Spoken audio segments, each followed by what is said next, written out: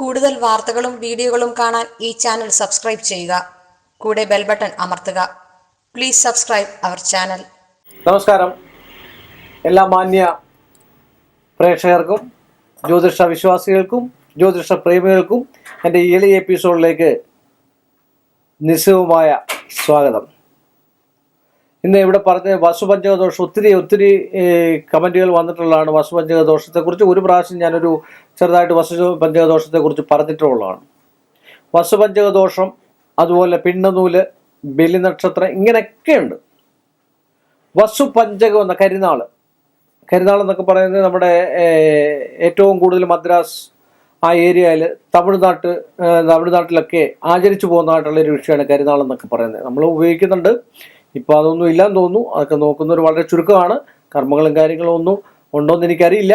എങ്കിൽ തന്നെയും വസുപഞ്ചകദോഷം എന്ന് പറഞ്ഞു കഴിഞ്ഞാൽ അവിട്ടം കഴിഞ്ഞതിന് ശേഷം ബാക്കി വരുന്നതായിട്ടുള്ള ചതയം, പൂരുരുട്ട, ഉത്രട്ട, രേവതി ഈ 4 നക്ഷത്രങ്ങളിൽ മരിച്ചാലും അതിൻ്റെ ആയിട്ടുള്ള വേറെ ഘടന കൂടെ ഉണ്ട്. പിണ്ണനൂല്, ആടുപാമ്പെടുത്താതിര മൂലവും കേട്ട കാർത്തിക മുപ്പൂരം എന്ന് പറഞ്ഞിട്ടുള്ള പ്രമാണമുണ്ട്. ആ പ്രമാണപ്രകാരമൊക്കെ ഇന്ന ദിവസം, ഇന്ന തിഥി, ഇന്ന വാരം, ഇന്ന നക്ഷത്രത്തിൽ മരിച്ചു കഴിഞ്ഞാൽ ആ കുടുംബത്തിൽ വസുപഞ്ചകദോഷം സംഭവിക്കും എന്നാണ് പറയുന്നത്. ഇല്ലേ?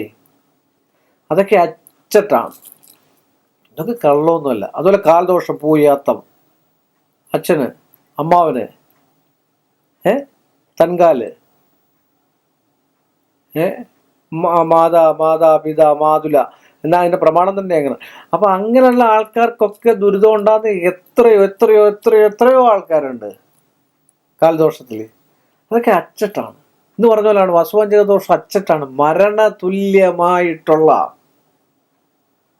അവസ്ഥകളും ഉന്നത ഗതി പ്രാപിക്കാനും ജോലി, വിവാഹം, സന്താനം, ഇതിലൊക്കെ എല്ലാ കാര്യങ്ങൾക്കും തടസ്സങ്ങളുണ്ടാകാൻ കർമ്മം ചെയ്തില്ല എങ്കിൽ, പരിഹാരം ചെയ്തില്ല, ഉണ്ടാവുമെന്നാണ് പറയപ്പെടുന്നത്.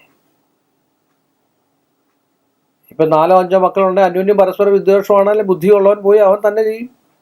ഏതെങ്കിലും ഒരു ജോത്സ്യനെ കണ്ട് കവടി വെപ്പിച്ചതിന് ശേഷം എന്തൊക്കെയാണ് മാർഗമെന്ന് വെച്ച് കഴിഞ്ഞാൽ അതിൻ്റെ മാരണകലകളെ ചന്ദ്രക്കലയിലോ, ഇരുമ്പോടുള്ള ചന്ദ്രക്കലയിലോ, അല്ലെങ്കിൽ പിന്നെ ശൂലത്തിലോ, ഭഗവാന്റെ ശൂലത്തിലോ വല്ലോ ആവാഹിച്ച് അത് വേണ്ട വിധം പിന്നെ ദുർമാരണകലകളിൽ ആവാഹിച്ച് ഉച്ചടിച്ച് ഏതെങ്കിലും പിന്നെ ആറ്റിലോ അല്ലെങ്കിൽ ഏതെങ്കിലും പുഴയിലോ ഒഴുക്കിക്കളയും. സംശയമില്ലാത്ത കാര്യം. വസുപഞ്ചകദോഷം എന്ന് പറഞ്ഞാൽ ഏറ്റവും എന്ന് പറഞ്ഞാൽ നമുക്ക് വിശ്വസിക്കപ്പെടാവുന്ന, ഇതൊക്കെ വിശ്വസിക്കപ്പെടുന്ന കാര്യങ്ങളാണ്. ഇതൊന്നും അവിശ്വസനീയോ അന്ധവിശ്വാസമൊന്നും അല്ലല്ലോ, അല്ലേ? ഇത് പറയാൻ പറ്റുമോ? എന്ന് പറയാൻ നല്ല അവിശ്വസനീയമല്ല, അന്ധവിശ്വാസമല്ല. ഇപ്പം എല്ലാവരും ശ്രദ്ധിക്കുക. വസുപഞ്ചകദോഷത്തിൽ മരിക്കുകയാണെങ്കിൽ കർമ്മിയെ കൊണ്ട് നിങ്ങൾ വേണ്ട രീതിയിലുള്ള ക്രിയകളൊക്കെ, സഞ്ചയന കർമ്മത്തിൽ 5 ദർഭമുണ്ട്, 5 രൂപം ഉണ്ടാക്കി, അതിന് ഒരുപാട് പരിഹാരങ്ങളുണ്ട്.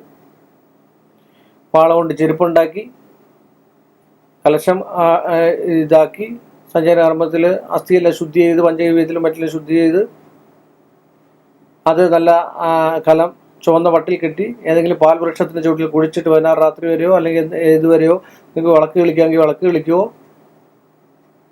അതിനുശേഷം കുഴിയെല്ലാം മൂടിയതിന് ശേഷം മാറാമ്പ്, തെങ്ങ്, വാഴ ഇതെല്ലാം വെച്ച് പിടിപ്പിച്ചിട്ട് അതിനുശേഷം അതിൻ്റെ മണ്ടയ്ക്ക് നവധാന്യം എന്ന് വെച്ചാൽ ഏറ്റവും ശുദ്ധമായ സാധനമാണ്. എന്നുവെച്ചാൽ ജഡത്തെ പോലും ശുദ്ധി ചെയ്യാൻ കഴിവുള്ള സാധനമാണ്. അതിനാണ് ഭൂമിയിലൊക്കെ നമ്മൾ രക്ഷകളൊക്കെ സ്ഥാപിക്കുമ്പോഴും പൂജ കഴിച്ചു കൊടുക്കുമ്പോഴും ഒക്കെ നവധാന്യം വിതരണം എന്ന് പറയുന്നത്.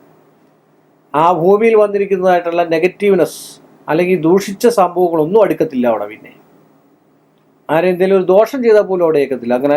അങ്ങനെയൊക്കെയാണ് പറഞ്ഞിരിക്കുന്നത്. അപ്പോൾ വസുപഞ്ചക ദോഷമൊക്കെ വന്നു കഴിഞ്ഞാൽ എല്ലാ മാന്യ പ്രേക്ഷകരും ശ്രദ്ധിക്കണം.